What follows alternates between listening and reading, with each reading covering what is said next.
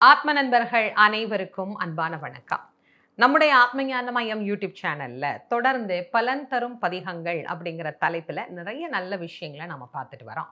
அந்த வகையில இன்னைக்கு மாணவர்கள் நல்லா படிக்கணும், படிச்சது அவர்களுக்கு நினைவில் இருக்கணும், அது தேர்வில் அவங்க எழுதணும், அவர்களுக்கு அது வெற்றியை பெற்று தரணும் அப்படின்னு நினைக்கக்கூடியவர்களுக்கு ஒரு நல்ல அழகான பதிகம் உண்டு. அது என்ன பதிகம், எப்படி படிக்கணும் அப்படிங்கிறத இந்த பதிவில் உங்களோட பகிர்ந்து கொள்ள போறேன். வாங்க பார்க்கலாம்.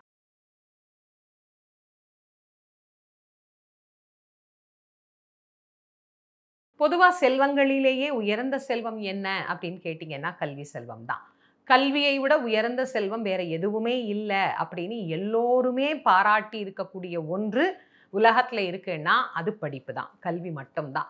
இந்த கல்வி மட்டும் தான் எல்லா காலங்களிலும் நம்மை காப்பாற்றக்கூடியதாக அமைந்திருக்கிறது. இந்த கல்விய நாம வளர்த்து கொள்ளக்கூடிய காலம் அப்படிங்கிறது இளமை பருவம், பள்ளியில, கல்லூரியில படிக்கக்கூடிய காலம் தான்.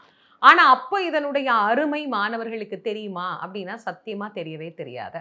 ஒரு சில பிள்ளைகள் கல்வியினுடைய அருமை என்ன, பெருமை என்ன அப்படின்னு தெரிஞ்சிருந்து, படிக்கணும் அப்படின்னு நினைச்சு படிக்க வந்தா கூட, சுற்றி இருக்கிற பல நண்பர்கள், "ஏன்டா இப்போ நம்ம போய் படிச்சுக்கலாம்டா, பரீட்சை வரும்போது படிச்சுக்கலாம்டா, இப்ப ஏன்டா எடுத்து புக்கையே வச்சு பார்த்துக்கிட்டே இருக்கிற, அதிலேயே மூழ்கி போயிருக்கிற" அப்படின்னு கெடுக்கக்கூடிய பல நண்பர்களோடு சேர்ந்து தானும் படிக்காம போய் பிறரையும் படிக்க விடாம செய்யக்கூடிய சூழல்லாம் நிறையவே இன்னைக்கு உருவாகி இருக்கு. கல்வி அப்படிங்கிறது எவ்வளவு உயர்வுன்னு ஒவ்வொரு மாணவனுக்கும் தெரியணும். அப்பதான் தானும் படிப்பர், தன்னோட இருக்கக்கூடியவர்களையும் படி அப்படின்னு சொல்லுவார். அந்த கல்வி உயர்வானது அப்படின்னு பிள்ளைகளுக்கு தெரியாமல் போனாலும், அல்லது பிள்ளைங்க படிக்கணும்னு நினைக்குது, ஆனா அதுங்களால படிக்க முடியல. நல்லா படிக்கணும்னு என் பையன் ராத்திரி பகலா படிக்கிறான், ஆனா கேட்டா மனப்பாடம் ஆகல.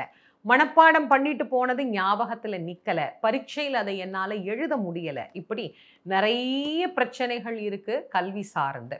இதை எல்லாத்தையும் நீக்குவதற்கு ஒரு அழகான, எளிமையான தமிழ் பதிகத்தை தான் இன்னைக்கு உங்களுக்கு நான் சொல்ல போறேன்.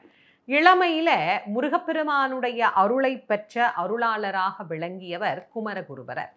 5 வயது வரை அவர் பேசாத ஊமை குழந்தையாகத்தான் இருந்தார். பின் திருச்செந்தூர் முருகப்பெருமானின் கருணையினாலே பேசுகின்ற ஆற்றலை மட்டுமல்ல, கவி பாடுகிற ஆற்றலையும் பெற்றவர். வடமொழியிலேயும் சிறந்த புலவராக, தமிழிலேயும் சிறந்த புலவராக விளங்கியவர் குமரகுருபரர். பன்மொழி திறமை படைத்த இந்த குமரகுருபரர் பிள்ளைகள் நல்லா படிக்கணும் அப்படிங்கிறதுக்காகவே சரஸ்வதி தேவியை பிரார்த்தனை பண்ணி ஒரு அழகான, அற்புதமான, ஒரு கவித்துவமான பகுதியை, ஒரு பாடலை நமக்கு தந்திருக்கிறார். அதற்கு சகல கலா வள்ளி மாலை அப்படின்னு பெயர். ரொம்ப ரொம்ப சிறப்பு பெற்றது இந்த சகல கலா வள்ளி மாலை. 10 பாடல்கள் தான் இருக்கு. மிக எளிமையானவை. எவ்வளவு மெதுவா படிச்சாலும் ஒரு 5லிருந்து 7 நிமிஷத்துக்குள்ள படிச்சே முடிச்சிடலாம். அவ்வளவு சின்ன சின்ன பாட்டு தான் இந்த 10 பாட்டுமே. இந்த சகலகலா வள்ளி மாலை அப்படிங்கிறது யாரை புகழ்ந்து, யாரை நோக்கி அவர் பாடுகிறார் அப்படின்னா, கலைவாணியாக விளங்கக்கூடிய கலைமகள் அன்னை சரஸ்வதி தேவிக்காக இவர் எழுதியிருக்கிற பாட்டு. இந்த பாட்டு அப்படிங்கிறது அன்னையே உலகத்தில் இருக்கிற அனைத்து சக்திகளையும் நமக்கு அருளக்கூடியவள். அனைத்து விதமான கலைகளுக்கும் அவளே நாயகி. ஆகவே நீதான் எனக்கு நல்ல அறிவையும் நல்ல ஞானத்தையும் தரணும், நல்ல புகழையும் எனக்கு அதன் மூலமாக பெற்றுத்தரணும் அப்படின்னு அவர் பாடிய பகுதி தான் இந்த சகலகலா வள்ளி மாலை அப்படிங்கிற பகுதி. இந்த பகுதியை மாணவர்கள் அன்றாடம் பாராயணம் பண்ணலாம். என் பையன் படிக்க முடியாதுங்கம்மா, என் பையனுக்காக நான் படிக்கலாமா அப்படின்னு கண்டிப்பா பெற்றோர்கள் ஒரு சிலர் கமெண்ட்ல கேட்பீங்க. குழந்தைங்களை படிக்க சொல்றது தான் ரொம்ப ரொம்ப விசேஷமானது. அப்படி என் பிள்ளைங்க படிக்கவே முடியாது, படிக்க மாட்டாங்க, அவங்களுக்கு இதுல எல்லாம் நம்பிக்கை இல்லை அப்படின்னா பெற்றோர்களும் படிக்கலாம், தவறில்ல. இந்த 10 பாடல்களையும் எப்படி படிக்கிறது அப்படிங்கிறத நான் இப்போ உங்களுக்கு படிச்சு காட்டுறேன். கீழே டிஸ்கிரிப்ஷன் பாக்ஸ்லையும் இந்த பாடலை உங்களுக்கு தர்றேன். அதை போய் பார்த்து எழுதி வச்சுக்கோங்க. இதை அன்றாடம் படிங்க. கல்வியில நிச்சயமா உங்களுடைய குழந்தைக்கு நீங்கள் எதிர்பார்த்ததை விட ஒரு மிகப்பெரிய மாற்றம், முன்னேற்றம் அப்படிங்கிறது நிச்சயமா கிடைக்கும். சகல கலாவல்லி மாலை எப்படி படிக்கிறதுன்னு பார்க்கலாம் வாங்க. வெண் தாமரைக்கு அஞ்சி நின் பதம் தாங்க, என் வெள்ளை உள்ள தன் தாமரைக்கு தகாது கொலோ, சகம் ஏழும் அழித்து உண்டான் உறங்க, ஒழித்தான் பித்தாக உண்டாக்கும் வண்ணம் கண்டான் சுவைகொள் கரும்பே சகலகலா வல்லியே, நாடும் பொருள் சுவை சொற்சுவை தோய்தர நாற்கவியும் பாடும் பணியில் பணித்து அருள்வாய், பங்கைய ஆசனத்தில் கூடும் பசும்பொன் கொடியே, கணதன குன்றும் ஐம்பால் காடும் சுமக்கும் கரும்பே சகலகலா வல்லியே. அளிக்கும் செந்தமிழ் தெல்லமுது ஆர்ந்து உன் அருள் கடலில் குளிக்கும் படிக்கு என்று கூடும் கொலோ, உளம் கொண்டு தெள்ளித் தெளிக்கும் பனுவல் புலவோர் கவிமழை சிந்தக் கண்டு களிக்கும் கலாபமயிலே சகலகலா வல்லியே.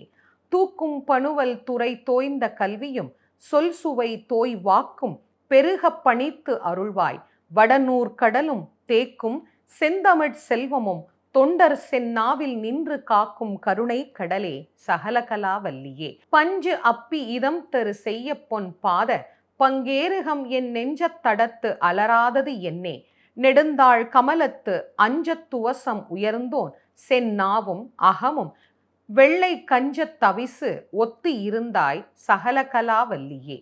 பண்ணும் பரதமும் கல்வியும் தீஞ்சொல் பணுவலும் யான் என்னும் பொழுது எளிது எய்த நல்காய், எழுதா மறையும் விண்ணும் புவியும் புனலும் கனலும் வெங்காலும் அன்பர் கண்ணும் கருத்தும் நிறைந்தாய் சகலகலா வல்லியே. பாட்டும் பொருளும் பொருளால் பொருந்தும் பயனும் என்பால் கூட்டும் படினின் கடைக்கண் நல்காய், உளம் கொண்டு தொண்டர் தீட்டும் கலை தமிழ் தீம்பால் அமுதம் தெளிக்கும் வண்ணம் காட்டும் வெள் ஓதி மப்பேடே சகலகலா வல்லியே. சொல் விற்பனமும் அவதானமும் கவி சொல்ல வல்ல நல் வித்தையும் தந்து அடிமை கொள்வாய், நளின ஆசனம் சேர் செல்விக்கு அரிது என்று ஓர் காலமும் சிதையாமை நல்கும் கல்வி பெருஞ்செல்வ பேரே சகலகலா வல்லியே. சொற்கும் பொருட்கும் உயிராமை ஞானத்தின் தோற்றம் என்ன, நிற்கின்ற நின்னை நினைப்பவர் யார், நிலம் தோய் புழைக்கை நற்குஞ்சரத்தின் பிடியோடு அரச அன்னம் நாண நடைக்கற்கும் பதாம்புயத்தாயே சகலகலா வல்லியே. மண் கண்ட வெண்குடை கீழாக மேற்பட்ட மன்னரும் என் பண்கண்ட அளவில் பணியச் செய்வாய், படைப்போன் முதலாம் விண்கண்ட தெய்வம் பல்கோடி உண்டேனும் விளம்பில் உன்போல் கண்கண்ட தெய்வம் உளதோ சகலகலா வல்லியே. இந்த 10 பதிகங்களையும் காலையில எழுந்த உடனேயே ஒரு விளக்கேற்றி, ஒரு நெய் விளக்கேற்றி குழந்தைங்களை படிச்சுட்டு அதுக்கப்புறமா அவங்கள பள்ளிக்கு கிளம்ப சொல்லுங்க. ஒரு 5 நிமிஷம் ஆகும், அவ்வளோதான். குழந்தைங்க இதை படிச்சுட்டு போனாங்கன்னா அவர்களுக்கு அந்த நாள் முழுவதும் கற்கக்கூடிய கல்வி கூட நல்ல ஆற்றல் மிகுந்ததாக அவருடைய சிந்தையில பதிவாகும். இந்த பதிவை கண்டிப்பா உங்களுடைய நண்பர்கள் உற்றார் உறவினர்களோட பகிர்ந்து கொள்ளுங்க. மாணவர்கள் நல்லா இருக்கணும் அப்படின்னு நினைக்கக்கூடிய ஆசிரியர்கள் கூட இந்த பதிவை உங்களுடைய மாணவர்களுக்கு அனுப்பி அந்த மாணவர்களையும் நீங்க படிக்க சொல்லலாம். குழந்தைகள் இப்படி ஒருமித்த கருத்தோடு ஒரு சிந்தனையினோடு தினம்தோறும் ஒரு பாராயணம் பண்ணணும் அப்படிங்கிற வைராக்கியத்தோடு ஒரு செயலை செய்ய ஆரம்பிச்சாங்க அப்படின்னாலே கண்டிப்பாக மாணவர்களுக்கு கல்வியிலேயும் அந்த ஒருமித்த கருத்தும் நல்லா படிக்கணும் அப்படிங்கிற அந்த ஆர்வமும் தானாக வளர ஆரம்பிக்கும். இது மாதிரி நிறைய நல்ல பதிவுகளை நீங்க தெரிஞ்சுக்கணும் அப்படின்னு விருப்பப்பட்டீங்கன்னா நம்முடைய ஆத்மஞான மையம் யூடியூப் சேனலை சப்ஸ்கிரைப் பண்ணி வச்சுக்கோங்க. தொடர்ந்து வரக்கூடிய பதிவுகளை உங்களுடைய உற்றார் உறவினர் நண்பர்களோடையும் பகிர்ந்து கொள்ளுங்க. மீண்டும் மற்றும் ஒரு சிறப்பான பலன் தரும் பதிகத்தில் உங்கள் அனைவரையும் சந்திக்கும் வரை உங்கள் அனைவருக்கும் நன்றியும் வணக்கமும் கூறி விடைபெறுவது திருமுருக வள்ளல் வாரியார் சுவாமிகளின் மாணவி தேசமங்கையர்க்கரசி. நன்றி, வணக்கம்.